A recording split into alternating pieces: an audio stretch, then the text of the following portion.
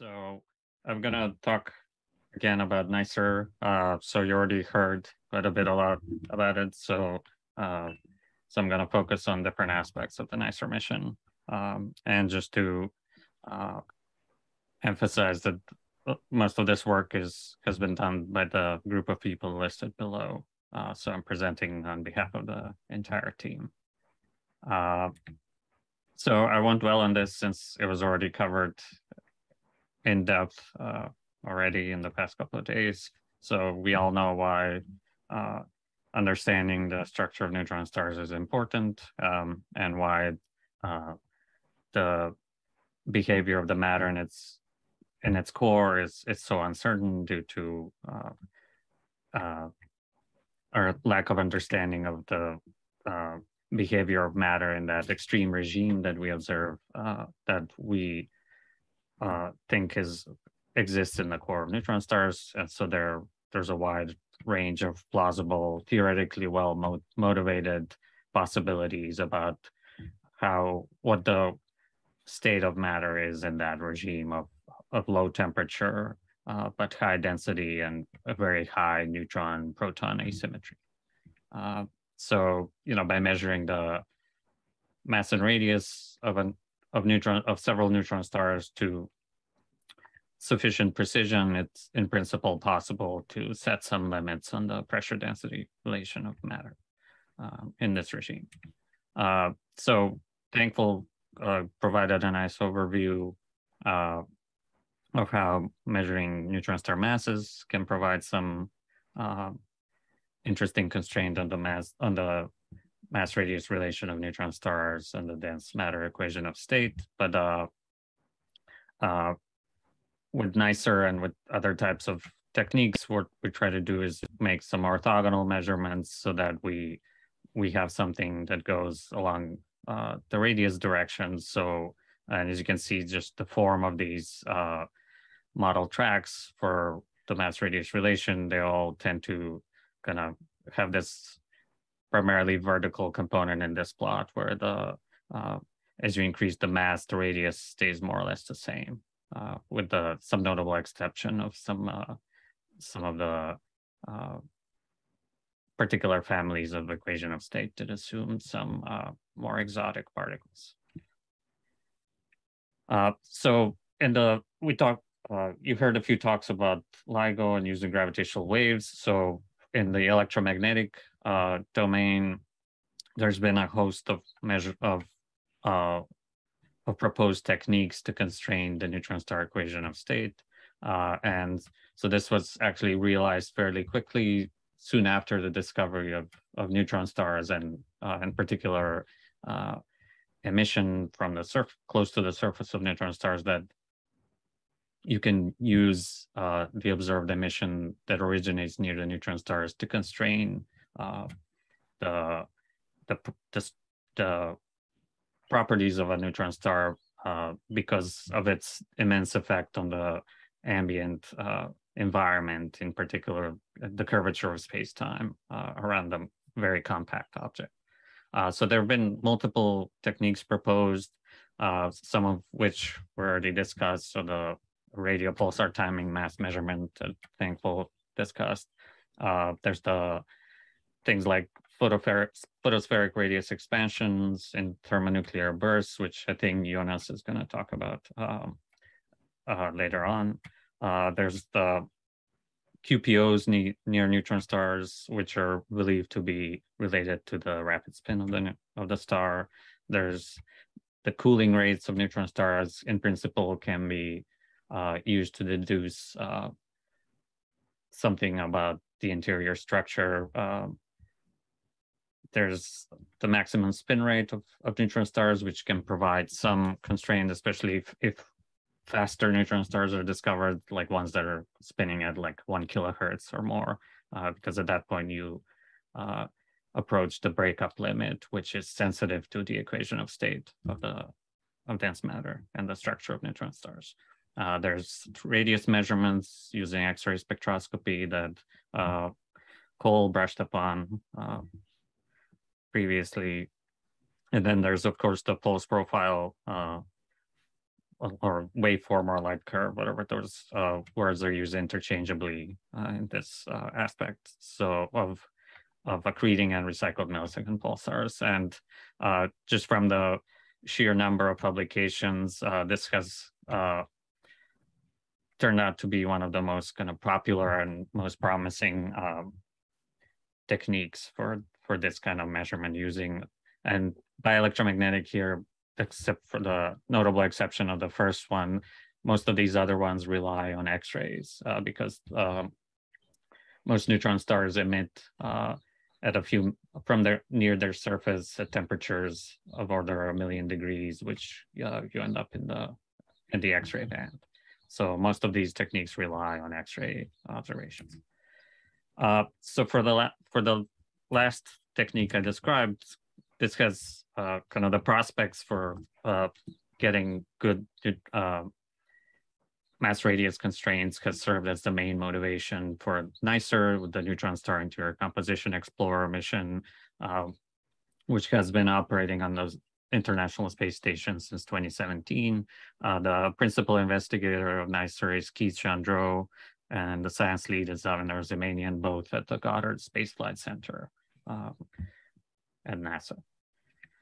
So others discuss more the kind of the modeling side. So here I just want to spend some time on describing the NICER instrument, which is essentially a light bucket. So it's an X-ray timing instrument, which consists of single bounce X-ray optics, and there's an array of 56 of them, 52 of which are currently active. So with single bounce raising incidence optics, you don't get an image. So you focus the X-rays, but you don't form an image of the sky. So this array, so there's the concentrators on the front, and then the silicon drift detectors. So each of the concentrators has a matching silicon drift detector at the back. The telescope is attached to the exterior kind of top side of the space station, so it's always pointing up at the sky. And there's a gimbal arm, and which allows it to track any source in the sky that's visible. And the tracking is done by the Star Tracker, which is a little optical telescope, basically. And the main instrument is called the X-ray timing instrument, which is where our data comes from. And one advantage of being mounted to the space station is that all the kind of the avionics, so-called, and that would be associated with a free-flying spacecraft are provided essentially for free from the space station. This includes like power, the telemetry bandwidth, and all the other important things. And so this is NICER in action. This is a time lapse where it shows tracking different targets in the sky as the space station is moving in its orbit. You can see it's a fairly complicated observing environment because you have these moving panels, solar panels that track the sun. And there's also other, like you can see the Canadarm, which is a robotic arm that sometimes interferes with the field of view. And here you'll may recognize the AMS-2 particle experiment, which sits right under NICER. So what enables the measurements that Serena and Cole talked about is the very high collecting area of NICER, which is about twice that of the XMM Newton PN telescope in the same energy band. And also the kind of the defining feature of NICER has also been its exquisite time resolution, which is better than 100 nanosecond of absolute time resolution, which means that each photon can be reliably tagged to within 100 nanosecond of universal time. So, and this is important for the millisecond pulsars we're working on because we're collecting data over several years and using it all coherently together to model. It has also comparable to CCD resolution, has a fairly low background, and it's quite sensitive for kind of faintish sources, but also it has extremely high count rate tolerance compared to other X-ray telescopes in the same energy band. And as the name implies, the main scientific goal of NICER is to constrain the equation of state of bulk matter through precise mass and radius measurements of several neutron stars. And as others has already discussed, we're targeting primarily these nearby rotation-powered, which are non-accreting millisecond pulsars, using this pulse profile modeling technique. So compared to other types of neutron stars, millisecond pulsars are actually very faint in X-rays. So this is a very modest X-ray luminosity of 10 to the 30 to 10 to the 31, but they're observable because they're relatively nearby. So I think most of the targets we're observing are less than 1 kiloparsec away, and one of the nearest neutron stars, millisecond pulsar we're observing is something like 150 parsecs away. So even though they're fainter because they're nearby, we're able to collect a lot of photons for them. And the advantages of these sources are that, you know, they have emission that's confined to a small region of the surface.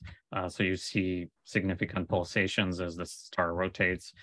They appear to have low magnetic fields, at least as far as neutron stars are concerned, which is defined as something less than 10 to the 10 Gauss. So for the purposes of radiative transport calculation of the atmosphere emission, they're effectively zero field objects. And the advantage is also that they're non-transient, so their emission is always there. So we don't have to rely on waiting for an anticipated burst to go off to observe them. So we just accumulate data steadily over time. And there also is, Thankful talked about these millisecond pulsars are exceptionally rotationally stable, which allows us to accumulate data over longer periods of time. And this is just a sky map of NICER observations during the first 22 months of the mission. And you can see kind of the bright spots are where NICER spends most of its time. And you can see that, you know, at least in the early days of mission before the guest observer program, most of the time was spent on these millisecond pulsars. Some for mass radius measurements, but other for this so-called Sextant project, which was a technology demonstrator for autonomous spacecraft navigation using X-ray timing of millisecond pulsars, which was a resounding success. So NICER, in addition to doing the science, also successfully demonstrated that using X-ray timing of millisecond pulsars, it's possible to have a spacecraft autonomously navigate itself. And so these are a couple of these targets you'll recognize also from Thankful's talk. So these are kind of the pulsars that we've targeted. And I think Serena and Cole both discussed this, but kind of our general approach to extracting information about mass and radius and the equation of state is by taking this data, comparing it against a realistic model of the emission from the surface and the propagation of the photons from the surface to us, and then accounting for all the instrument properties kind of as a intermediate between the data and the model, and then interfacing that with the likelihood calculation and statistical sampling code to extract the mass and radius and equation of state information.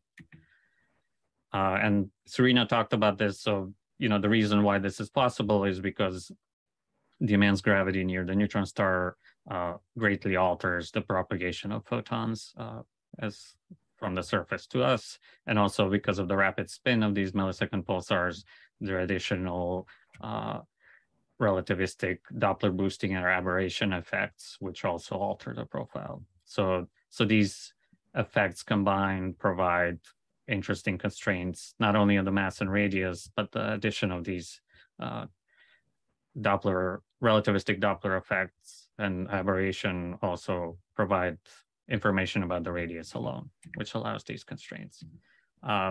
So you already heard about how kind of the basics of modeling this, so I won't dwell on this too much. But one aspect we focus on is having realistic treatment of the emission properties of the neutron star surface. And to do this, we consider this light element atmosphere on the surface, which is presumably heated by return current from the neutron star atmosphere, from the pulsar magnetosphere, sorry. So we employ these, kind of the latest, best and greatest non-magnetic atmosphere models developed primarily by Win Ho. And one interesting feature of these atmospheres is that, like any stellar atmosphere, they actually undergo limb darkening, so that the intensity of the emission normal to the surface is significantly higher than the one that emitted at the limb at an angle large compared to the surface normal. And there's also some energy dependence, so that at larger angles with respect to the surface normal, the emission appears softer also. Okay, so then additional effect that we consider is this so-called, well, the fact that these rapidly spinning neutron stars are actually non-negligibly oblate. So we actually assume this so-called oblate Schwarzschild approximation, where the star is still embedded in a Schwarzschild metric, but the oblateness is accounted for.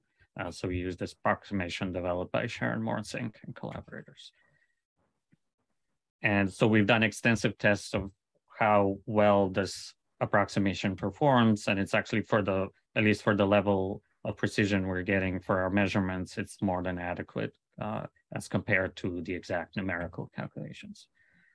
And this is done, we use this approximation because the inference procedure is so computationally intensive that it would be infeasible to do exact numerical calculations. So we take some approximations to greatly boost the speed of the analysis.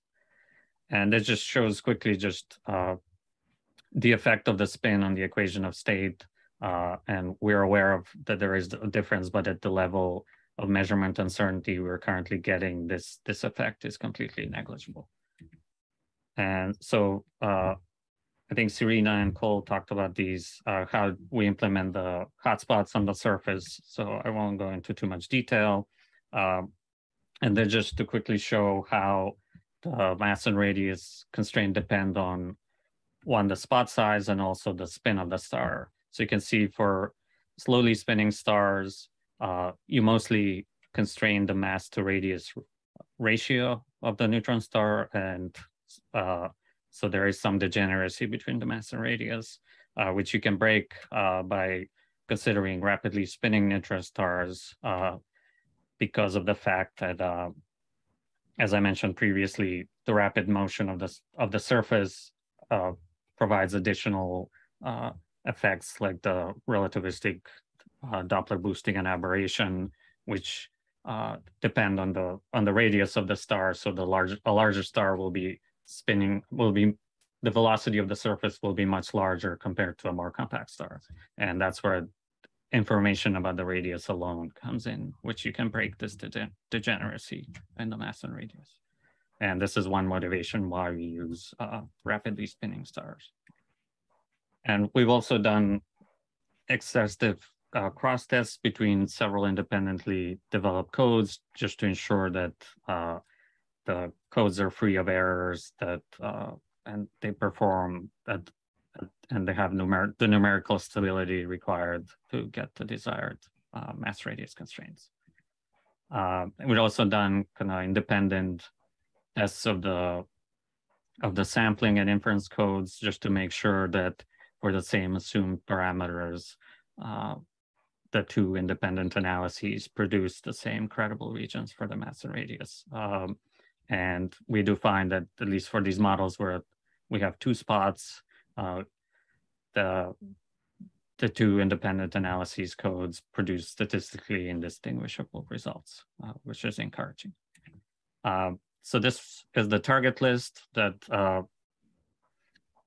Serena and Cole already talked about. The targets we've analyzed. So one advantage of the millisecond pulsars we're using is, in addition to the masses that people that do radio timing, like Thankful, are providing us, is that they're also the same techniques can provide parallax distances that are extremely accurate.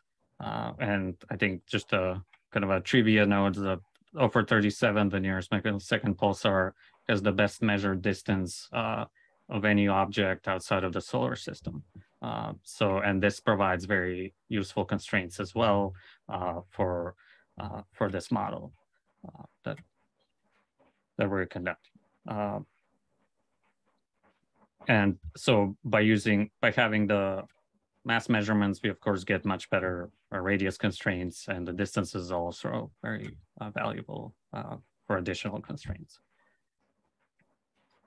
And this is the type of data we're working with. So this is of order of 1 or 2 million photons, I think maybe 2 million photons for these two of the brightest targets. And so we get the data in pulse phase, so as the star is rotating, but also as a function of energy.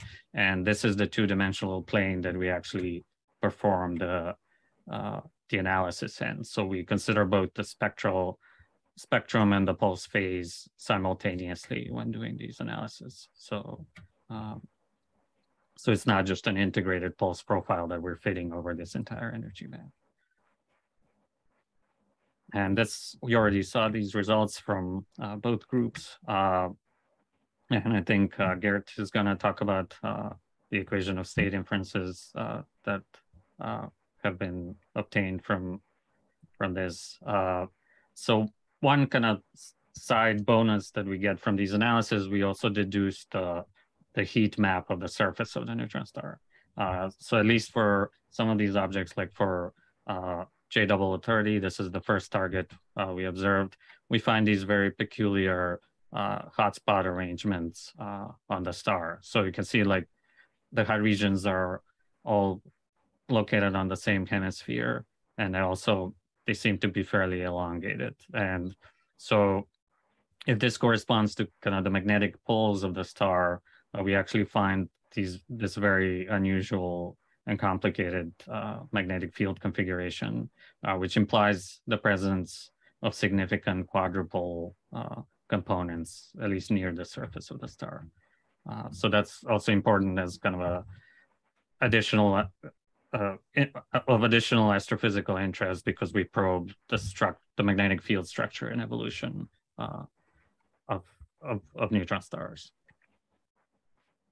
So this was for 0740, which you also saw these results, and as Cole nicely showed, kind of how adding these additional constraints greatly constricts the allowed, at least the confidence intervals for the mass and radius.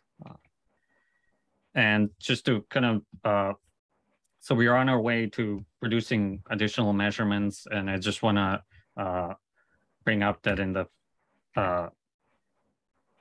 NICER will make a few more measurements, but we expect that kind of the next generation of telescopes will will both extend the sample of objects we can observe, but also refine the measurements of the existing sources substantially. So there are several missions that can do that using various techniques, including Athena. There's StrobeX, which is a proposed NASA probe class mission, which would be the successor of NICER, plus with the addition of a hard X-ray, large area hard X-ray component. And then there's Lynx, which would be the successor to Chandra, which can offer some constraints using various methods. And there's also EXTP, which I think may provide measurements similar to what NICER is doing. It should be, I think, nominally more sensitive. And this is kind of just forecasting in the future by adding many more measurements.